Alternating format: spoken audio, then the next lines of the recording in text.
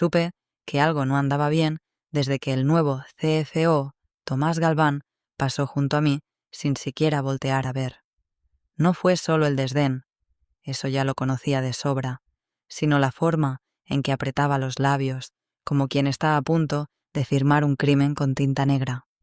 Eran las 7:04 a.m., el pasillo aún olía a cera de piso, y yo llevaba en la mano el informe de continuidad operativa que él mismo había solicitado 3 días antes. Lo extendí hacia él, un gesto automático, educado, técnico. Pero Galván ni lo miró.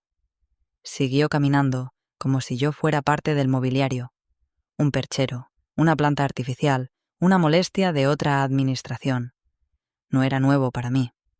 Llevo 20 años en esta empresa y he visto desfilar a tantos reformadores con corbata apretada y mirada corta que podría escribir un manual sobre cómo huelen antes de hundir el barco. Lo que me dolió no fue el desprecio, fue saber, con esa certeza muda que da la experiencia, que alguien ya había decidido que yo sobraba. Lo sentí en la forma en que las persianas del piso ejecutivo no se abrieron esa mañana, en el silencio excesivo de la sala de juntas, en el hecho de que la máquina de café del tercer piso, la que siempre usaba yo, estaba desenchufada. Antes de seguir, quiero aprovechar este momento para agradecerte por escuchar. El 97% de quienes siguen estas historias no están suscritos ni dan me gusta. Si esta te está atrapando o si te recuerda algo, te invito a suscribirte y apoyar al equipo. Es gratis y de verdad marca una diferencia. Continuamos. Encendí mi computadora como todos los días y envié el informe de continuidad operativa a la lista de distribución, legal, compliance, auditoría interna. El protocolo siempre ha sido mi idioma. No tengo el carisma de los directores ni la facilidad de palabra de los gerentes, pero sé exactamente qué hacer cuando una planta de manufactura colapsa por falta de energía o cuando una huelga en Veracruz amenaza con paralizar entregas a Corea. Mi trabajo es invisible, hasta que deja de hacerse. Y entonces todo se viene abajo. Esa mañana, sin embargo, nadie contestó. Ni un acuse de recibo, ni un gracias, ni un visto. A las 8:22 noté que el acceso al sistema de monitoreo estaba interrumpido. A las 8:31 mi acceso a ciertos dashboards fue revocado. Y a las 8:46 Recursos Humanos me envió un correo de una sola línea. Favor de pasar a la sala 3 del piso 5 a las 9:00 en punto. No necesitaba más pistas. Ya he visto cómo se ejecutan los despidos discretos. He ayudado a diseñar los flujos para que no se filtren antes de tiempo, para que los afectados no tengan tiempo de reaccionar. A las 8:52 cerré sesión. A las 8:54 hice una copia del contrato de fusión que ayudé a revisar el año pasado. Estaba guardado bajo el tag confidencial Fibra Marfil Terms. Y sí, tenía mi firma. A las 8:57 guardé la copia en una carpeta negra, tomé mis llaves y salí de la oficina sin mirar atrás. Dejé mi café intacto. En la sala de juntas del piso 5 me esperaban 3 personas. Tomás Galván, una abogada que no conocía y alguien de RH con cara de funeral.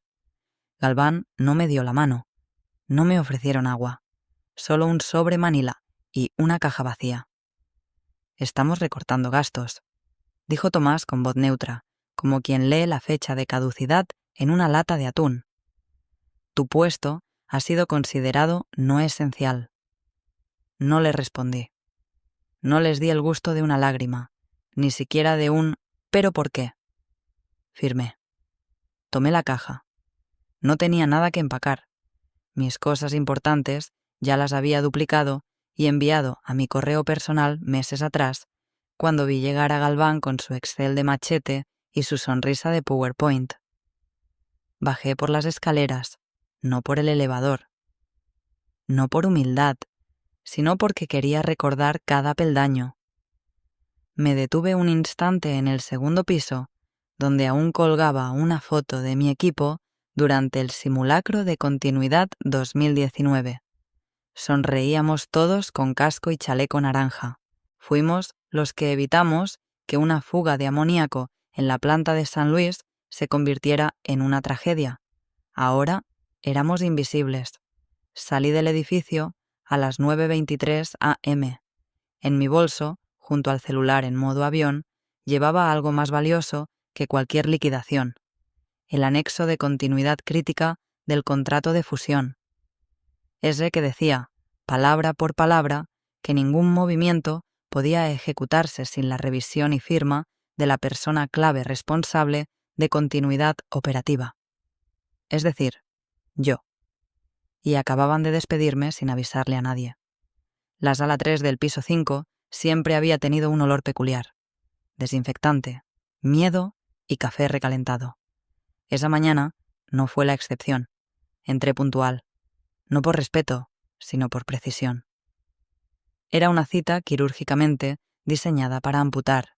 Ahí estaban los tres: Tomás Galván, la abogada nueva, de mirada plana y uñas postizas, y un tipo de RH que me pareció más nervioso que útil.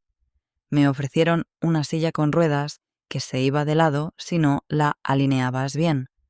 Ni siquiera eso habían cuidado. Tomás no levantó la vista de la hoja que tenía frente a él. Como sabes, estamos en un proceso de reestructura operativa. Tu puesto ha sido considerado prescindible. La frase me golpeó con la contundencia de un portazo repetido 1000 veces.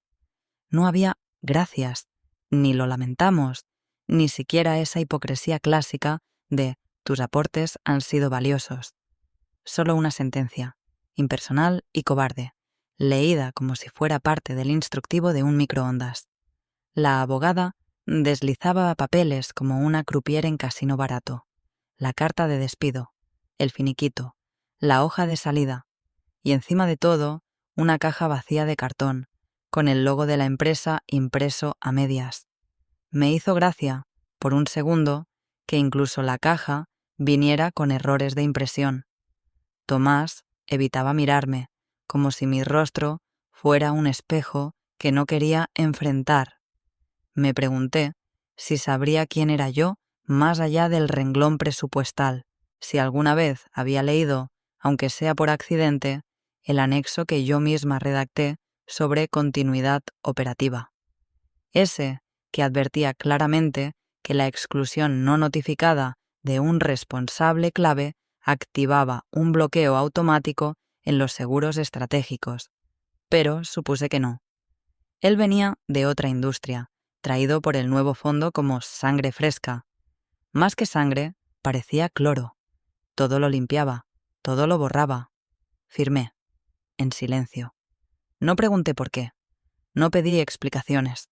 Ya sabía que esas conversaciones eran una trampa.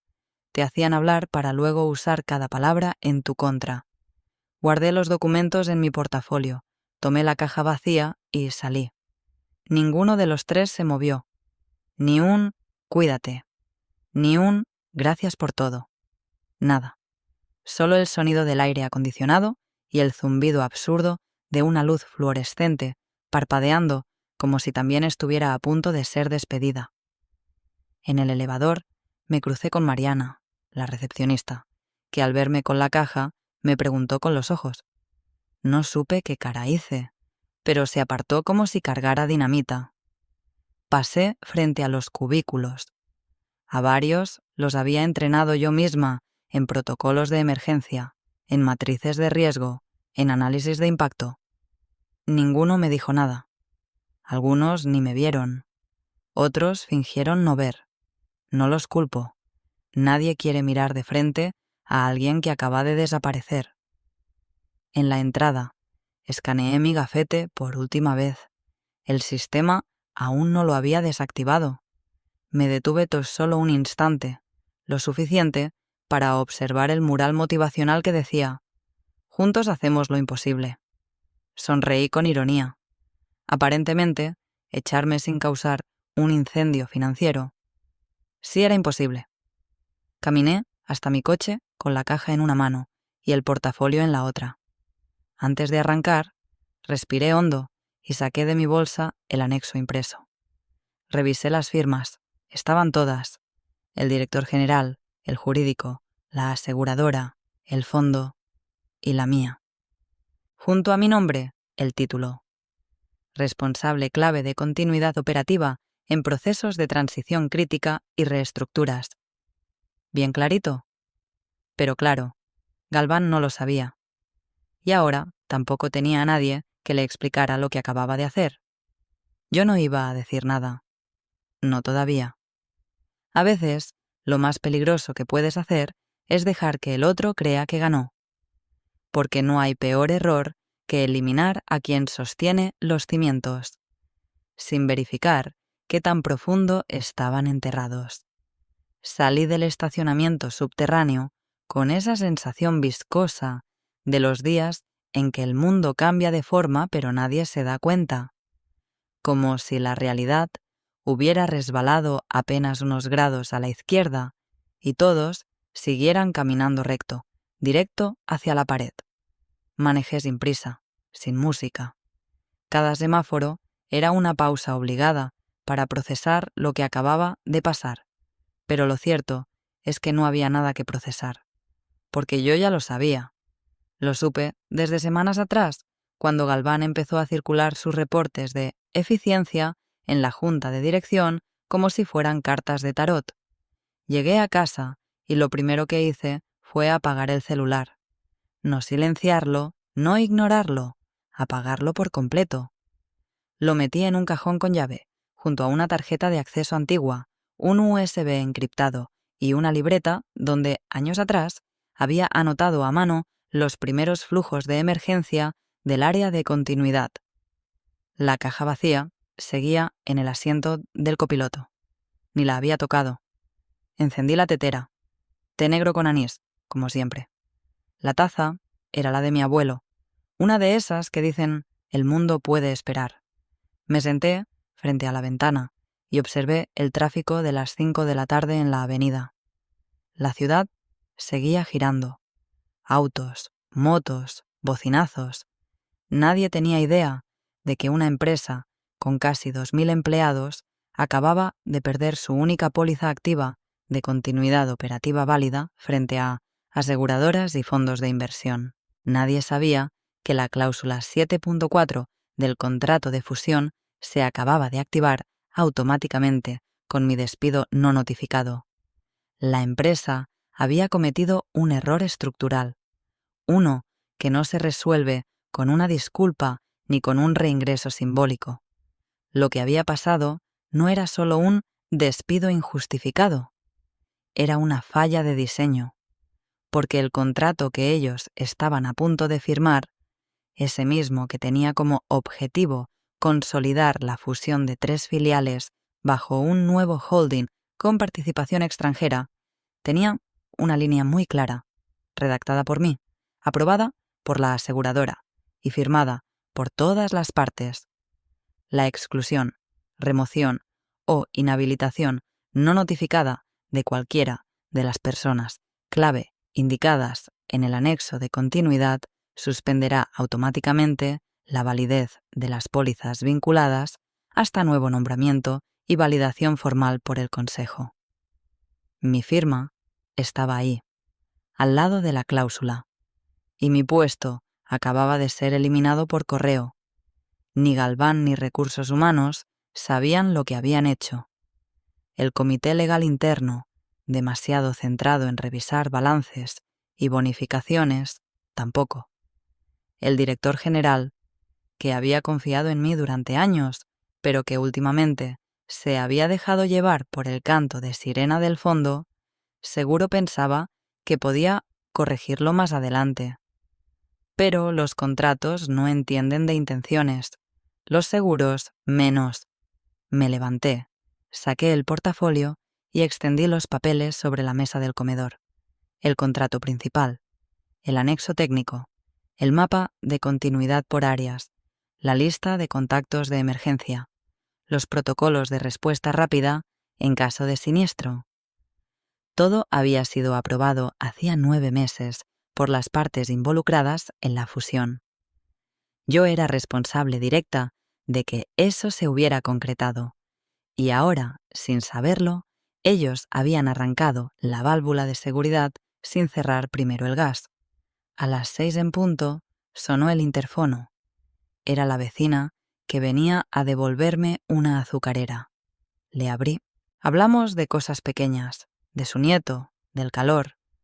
No mencioné nada de mi día, no porque no quisiera, sino porque no sabría por dónde empezar. Me despidieron y con ello cancelaron sin querer un seguro de continuidad operativa que costó 14 meses de negociación con Zurich y Baker McKenzie. No era precisamente una frase para sobremesa. Cuando se fue, volví a sentarme frente a la ventana. La taza de té ya estaba fría. La empresa seguía operando. Las luces seguían encendidas. Pero los archivos críticos, los que verdaderamente sostienen los cimientos invisibles de una corporación, estaban, en ese momento, cerrados. Yo los tenía. Y nadie más sabía dónde estaban, ni cómo usarlos, ni siquiera cómo pedirlos. Mientras tanto, la empresa avanzaba como si nada, firmando, comprometiendo, sin saber que la pieza que retiraron sin leer la etiqueta no solo era clave, era la única.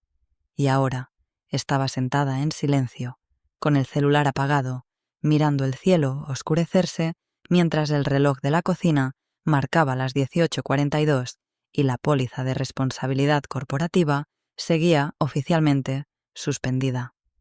La reunión estaba programada para ser una formalidad, una revisión rutinaria del term sheet antes de la firma definitiva. El inversionista principal, un hombre delgado y meticuloso llamado Rodrigo Altamirano, había volado desde Sao Paulo solo para ese momento. Llegó puntual, con su habitual portafolio de cuero y la costumbre irritante de leer en voz alta cada línea como si el resto de la sala necesitara una clase. Pero nadie lo interrumpía, porque cuando un tipo que gestiona 2 fondos de más de 400 millones de dólares pregunta, tú respondes, aunque la pregunta sea incómoda, aunque la respuesta arda. «Faltan firmas», dijo Rodrigo, deteniéndose en la página 17. Silencio. Nadie se movió. Galván, que había sido todo sonrisas durante la presentación previa, se acomodó en la silla, como si de pronto el respaldo se le hubiera hecho más corto. Rodrigo levantó una ceja y recorrió con el dedo el documento. «Faltan 2», repitió, sin levantar la voz. «Jurídico. ¿Quiénes son?» El abogado interno tragó saliva, hojeó sus notas y susurró un nombre. No uno cualquiera, uno que resonó como un martillazo seco en la sala de juntas. «Mariela Durán». Rodrigo se quedó en silencio unos segundos. Luego soltó una risa breve, incrédula. «¿Durán? ¿La especialista en continuidad? Ella sigue aquí, ¿verdad?» Fue entonces que todo empezó a desmoronarse. No, ingeniero Altamirano», dijo el abogado, intentando mantener la compostura. «Fue separada de la empresa esta semana, como parte del plan de eficiencia operativa». Rodrigo parpadeó, muy lento. «¿Separada? ¿Sin proceso de sustitución?» «Fue decisión del CFO», intervino Recursos Humanos desde una esquina. «Se le entregó el paquete de salida conforme a ley. No hubo objeciones». Rodrigo cerró el portafolio con un chasquido seco. No gritó, no golpeó la mesa. Solo se inclinó hacia adelante y preguntó con voz tan baja que obligó a todos a callar. ¿Quién leyó la cláusula 7.4 del contrato de seguro? ¿Quién validó la continuidad de persona clave? Silencio. Galván miraba fijamente su vaso de agua como si esperara que se evaporara. Rodrigo se giró hacia el abogado externo, un hombre mayor con cara de cirujano retirado que había permanecido en silencio toda la mañana. Le hizo un gesto apenas perceptible. El abogado sacó una copia del contrato de seguros, fue directo al anexo de continuidad y leyó.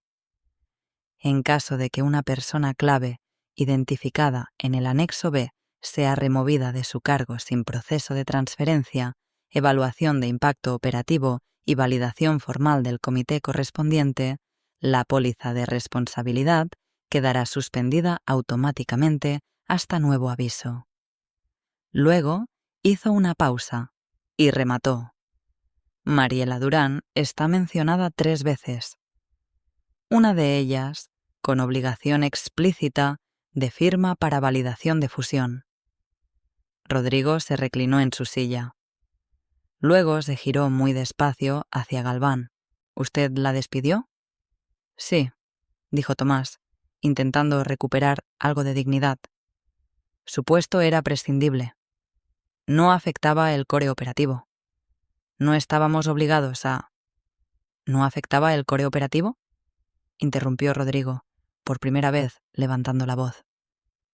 ¿Tiene idea de lo que significa suspender una póliza de continuidad en medio de una fusión transnacional? ¿Sabe cuánto tardamos en negociar esa cobertura con la aseguradora?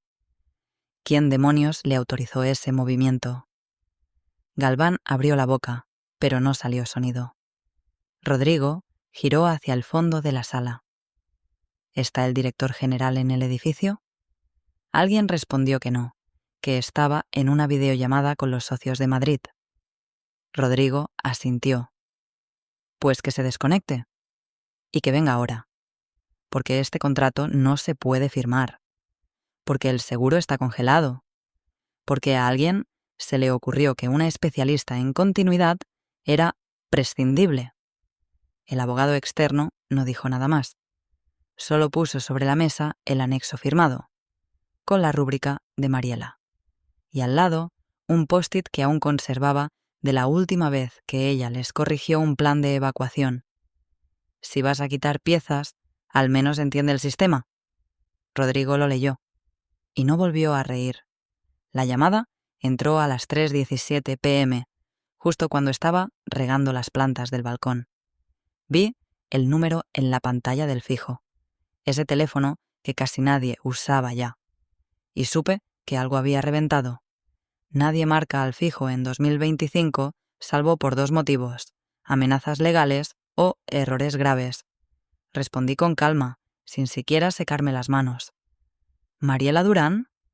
La voz era masculina, pausada, con esa entonación que solo usan los abogados cuando no quieren que nada suene a urgencia, pero todo es urgente. Ella habla, respondí. Mi nombre es Jorge Tejeda. Soy abogado externo para Grupo Andara. Estuve presente esta mañana en la revisión final del contrato de fusión. Guardé silencio. Que hablara. Lamento la forma en que se gestionó su salida. Continuó. No es un comentario oficial, claro, pero tenemos una situación. Su firma aparece como necesaria para validar una de las pólizas críticas de la fusión. El documento está bloqueado hasta que podamos resolver ese detalle. No dije nada. La humedad del agua bajaba por mis antebrazos, goteando sobre el suelo. Jorge carraspeó, midiendo sus palabras. La propuesta es la siguiente. Se le invitaría a colaborar nuevamente con la empresa en carácter de consultora externa, únicamente para efectos de validar el documento. Se respetará su desvinculación laboral previa y se reconocerá su papel en la redacción del anexo de continuidad. El pago sería inmediato, con cláusula de no responsabilidad retroactiva. También se le otorgaría acceso limitado por 48 horas a los sistemas necesarios. Tuve que morderme el labio para no soltar una carcajada. Qué curioso. Ayer yo era prescindible. Hoy soy necesaria solo por un momento. ¿Y qué pasa si no firmo? Bueno, titubeó un segundo. El contrato no podría firmarse esta semana, y la póliza principal de Zurich quedaría en suspensión técnica, lo cual generaría ciertos efectos colaterales, Ahí estaba, el lenguaje que realmente les importa. Suspensión. Efectos colaterales. Riesgo. ¿Quién autorizó mi despido?, pregunté. Según me informaron, fue una decisión interna del CFO. ¿Y quién leyó la cláusula 7.4 antes de firmar los anexos? Silencio. Luego, un susurro apenas audible. Nadie. Tomé aire. Caminé hacia la cocina. Serví agua. Volví al balcón. Jorge, voy a ahorrarte el discurso. Estoy dispuesta a colaborar, pero en mis términos. No firmo nada sin condiciones claras. Entendible. ¿Podemos conversarlo? No, dije con suavidad. Mándame una propuesta por escrito antes de las 4. Si llega a las 4:01, la propuesta no existe. Y si el documento no incluye cláusula de blindaje de permanencia por 18 meses, ni te molestes. Él dudó. ¿Permanencia? Así como lo oyes, no volveré para apagarles un incendio que ustedes mismos encendieron. Si quieren mi firma, van a pagar también por mi tiempo, mi silencio y mi arquitectura. Y una cláusula adicional: ninguna modificación futura al esquema de continuidad sin revisión mía. Ni una sola. ¿Estás segura de querer ir tan lejos? Estoy segura de que ustedes no pueden darse el lujo de que yo no lo haga. Colgué sin despedirme. Eran las 3:29 p.m. Volví a regar las plantas. El sol empezaba a bajar y por primera vez en mucho tiempo no sentí rabia. Sentí poder. No el tipo de poder que se grita en una junta, sino ese que se ejerce con el mínimo gesto, la pausa exacta, la firma que no llega, hasta que todo esté en su sitio.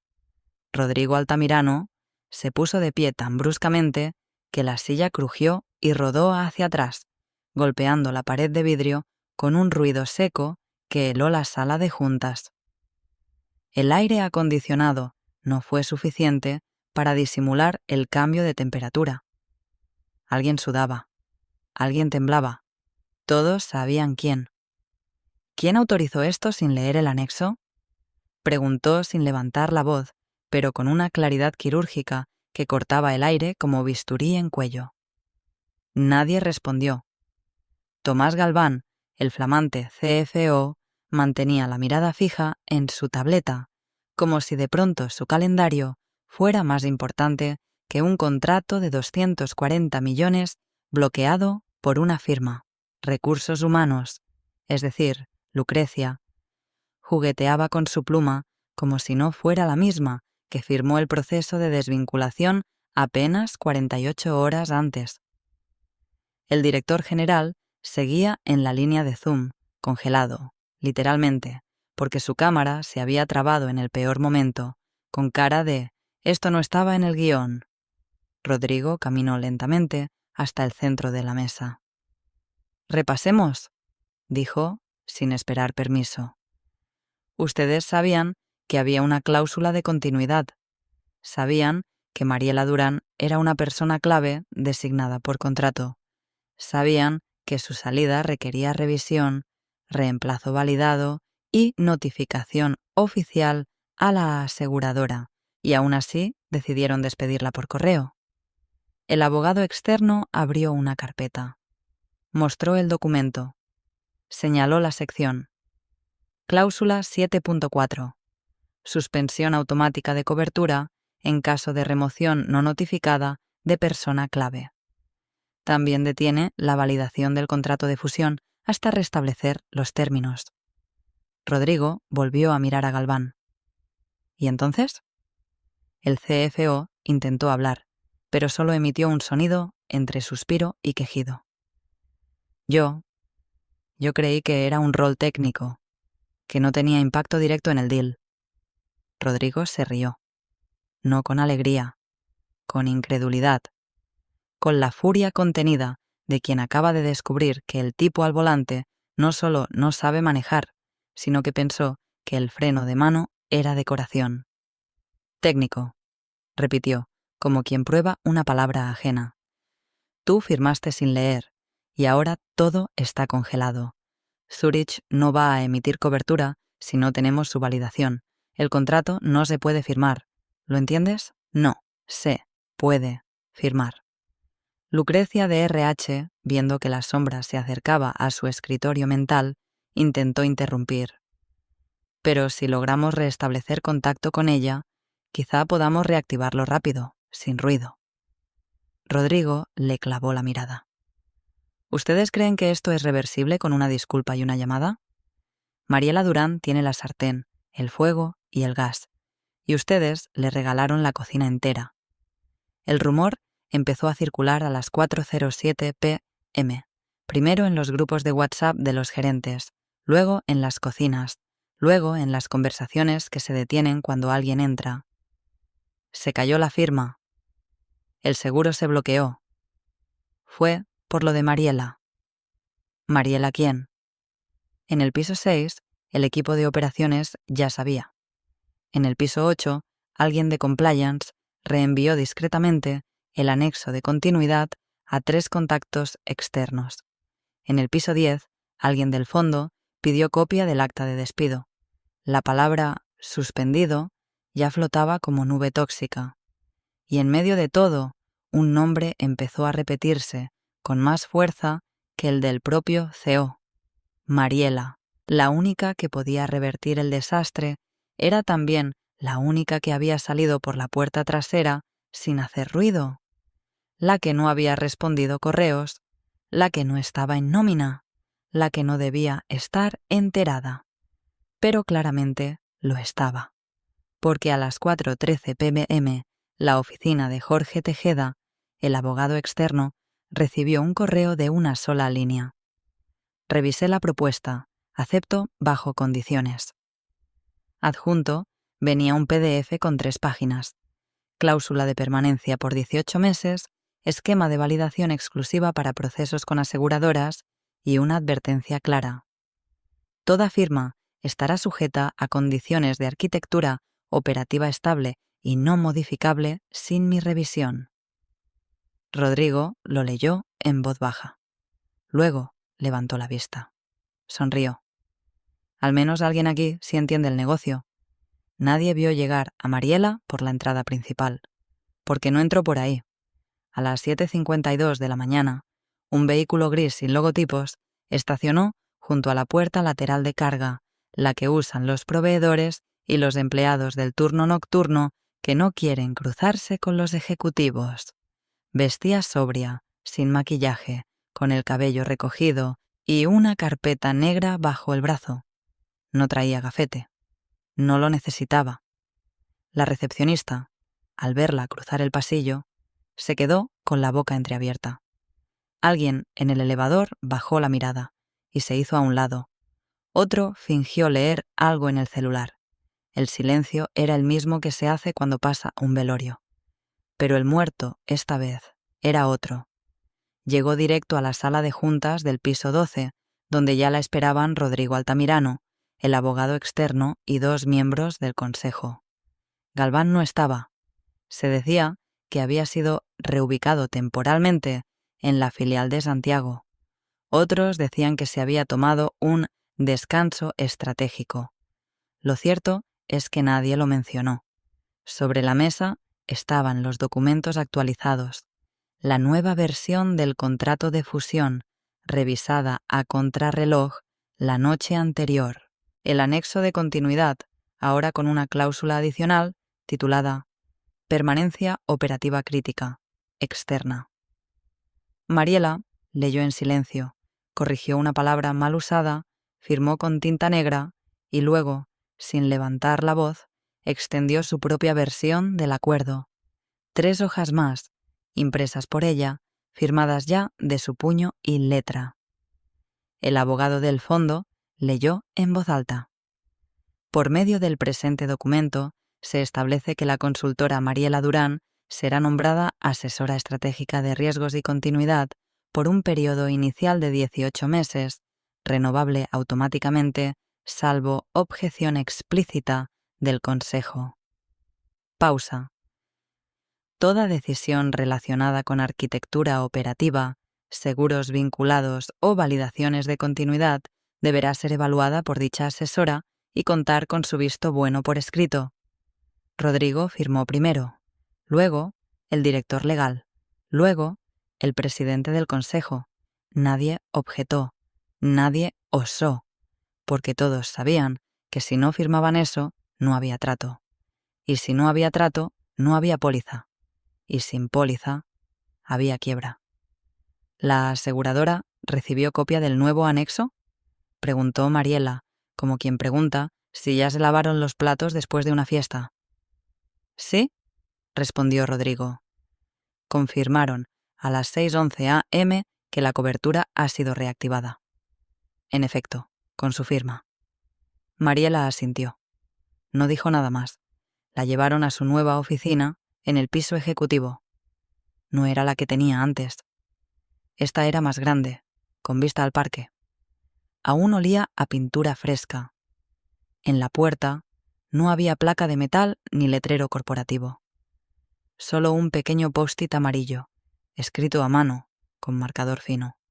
Una sola palabra: esencial. El rumor se propagó más rápido que la noticia de la fusión. Que Mariela había vuelto, que no era empleada, que ahora era externa, que su firma valía más que el presupuesto de todo el departamento de operaciones, que Galván no había sido despedido oficialmente, pero ya no respondía a correos. A media mañana, alguien del equipo de proyectos quiso hacerle una consulta. Tímido, tocó a la puerta.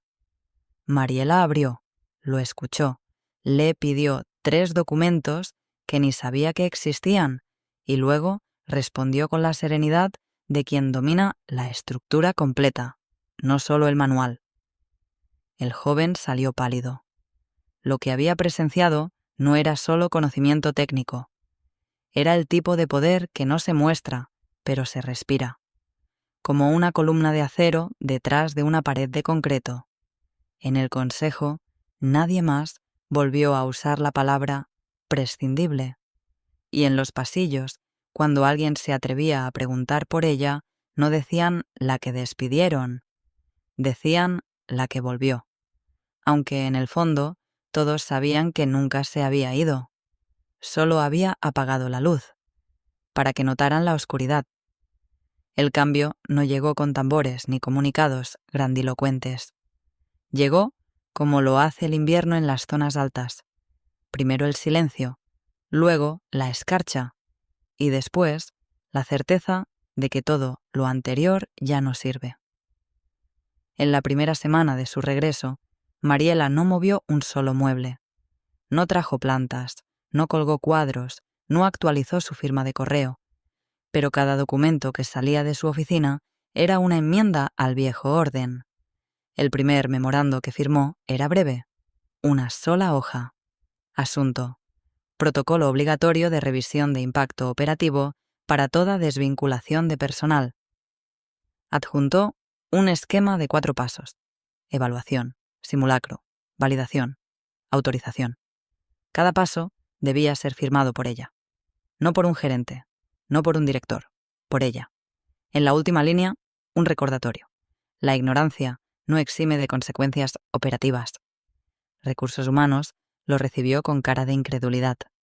Pero nadie se atrevió a objetar, porque todos sabían que era eso, o repetir el caos. En una reunión interna, alguien murmuró: ¿y si despedimos sin avisar otra vez? La sala se quedó muda. Luego todos rieron. Nadie en su sano juicio se atrevería. El segundo cambio llegó el jueves. Una nueva cláusula en los contratos vinculados a aseguradoras, redactada por Mariela, firmada por el Consejo. En resumen, ninguna negociación de pólizas, fusiones, adquisiciones o reestructuras podría avanzar sin la firma validada de la asesora estratégica de riesgos y continuidad, la suya. Todo contrato que omitiera esa firma sería considerado incompleto y no vinculante por defecto. En mayúsculas, en negritas, subrayado. Las aseguradoras lo celebraron en silencio. Zurich y Mapfre enviaron correos de confirmación. Incluso el broker del fondo la felicitó en privado. Por fin alguien que entiende lo que significa blindar un riesgo, escribió. Mariela no respondió. Guardó el mensaje en una carpeta titulada Evidencias. El tercero fue simbólico, pero brutal. Galván fue reubicado estratégicamente a una oficina regional en Chile, sin responsabilidades sobre contratos ni personal. Oficialmente sigue como CFO. En la práctica, es un asesor financiero en un edificio prestado con acceso limitado a los sistemas. Sin comité, sin voz, sin retorno. La excusa fue necesidad de expansión operativa en Sudamérica. Nadie lo creyó. En su lugar, el nuevo Comité de Riesgos Operativos fue dividido en 3 células: continuidad, seguridad contractual y análisis de dependencia crítica. Cada célula tenía un responsable, pero todos reportaban a Mariela. No en jerarquía oficial, sino en la práctica. Nada se movía sin su visto bueno. Los flujos de aprobación fueron reescritos desde cero. Donde antes bastaba una firma de dirección, ahora se exigían matrices de impacto, anexos de simulación y firmas cruzadas. Complejo, decían algunos. Burocrático, decían otros. Pero nadie discutía que funcionaba. Porque por primera vez en años no hubo sobresaltos, no hubo incendios, no hubo sustos. Al mes de su regreso, la empresa publicó un nuevo organigrama. Mariela aparecía al costado, sin línea jerárquica directa. Su cargo, asesora estratégica, línea punteada hacia todos los departamentos, con una nota al pie. Este rol no responde al organigrama. El organigrama responde a este rol. En la cafetería, los rumores evolucionaron, de la que volvió a la que manda sin mandar. Un becario la llamó la arquitecta del silencio. Otro dijo que era como una central nuclear, estable, pero si la tocas mal, detona todo. Mariela no escuchaba los murmullos, o no le importaban. Cada mañana llegaba puntual, revisaba reportes, firmaba lo necesario. Nunca se quedaba más allá de las 6. Nunca levantaba la voz, pero cuando alguien intentaba aprobar algo sin su rúbrica, el sistema marcaba: error de validación, falta de firma estratégica. Y nadie quería ser el que tuviera que explicar eso en junta. Así, sin discursos ni aplausos, el edificio fue transformándose. Lo que antes era improvisación, ahora era estructura. Lo que antes era arrogancia ejecutiva, ahora era consulta obligatoria.